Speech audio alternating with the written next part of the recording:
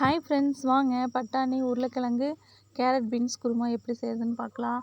இது என்னென்னதுக்கு மேட்ச் ஆகும்னு பார்த்தீங்கன்னா, சப்பாத்தி, பூரி, இட்லி, தோசை, ஆப்பம் இது எல்லாத்துக்குமே சூப்பரான காம்பினேஷன் இருக்குங்க. கூட தேங்காய் சட்னி செஞ்சு சாப்பிட்டிங்கன்னா நல்லாயிருக்கும்.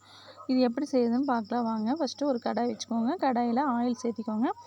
ஆயில் சேர்த்துட்டு கடுகு, கொஞ்சம் கடலப்பருப்பு, உளுந்து பருப்பு, அதுக்கடுத்து பார்த்திங்கன்னா சீரகம், சோம்பு, பிரிஞ்சி இலை, அன்னாச்சி பூ இதெல்லாம் நல்லா போட்டு மிக்ஸ் பண்ணி விட்டுக்கோங்க. 2 பட்டை போட்டுக்கோங்க. அதுக்கப்புறம் நறுக்கி வச்சுருக்கிற பெரிய வெங்காயம் நல்லா சேர்த்து நல்லா மிக்ஸ் பண்ணிக்கோங்க.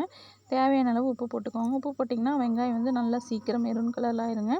நல்லா ஃப்ரை ஆயிரும். நல்லா ஃப்ரை ஆனால் தான் அது கிரேவிக்கு நல்ல டேஸ்ட் கொடுக்குங்க.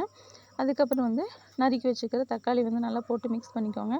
தக்காளி நல்லா நல்லா கரைஞ்சி நல்லா வதங்கணுங்க. நல்லா பேஸ்ட் மாதிரி ஆகணும். அது வரைக்கும் நல்லா மிக்ஸ் பண்ணிவிட்டு அது போக அது கூட மஞ்சள் தூள், மிளகாய் தூள், கறி மசாலா தூள் இதெல்லாம் போட்டு நல்லா மிக்ஸ் பண்ணிவிட்டு இந்த தக்காளி வேகிறதுக்காக கொஞ்சமாக தண்ணி ஊற்றி நல்லா வேக வச்சுக்கோங்க. இப்போ நல்லா சாஃப்டாக வெந்துருங்க. ஏற்கனவே கேரட் பீன்ஸு, உருளைக்கிழங்கு, பட்டாணி இதெல்லாம் போட்டு நல்லா ஹாட் வாட்டர் போட்டு நல்லா வேக வச்சு எடுத்து வச்சுருக்கேங்க. அந்த தண்ணி கொஞ்சம் வச்சுக்கோங்க. இப்போ காய்கறி மட்டும் நல்லா போட்டு மிக்ஸ் பண்ணிக்கோங்க. மிக்ஸ் பண்ணிவிட்டு ஒரு 10 நிமிஷம் அப்படி விடுங்க. நல்லா வேகட்டும். அந்த தக்காளி எசன்ஸோடு நல்லா வேகுங்க.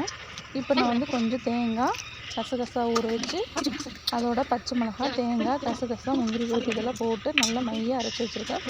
அதை போட்டு நல்லா சேர்த்து 10 நிமிஷம் கொதிக்க வச்சு கொத்தமல்லி தழை தூவி இறக்குங்க. தேங்க்யூ.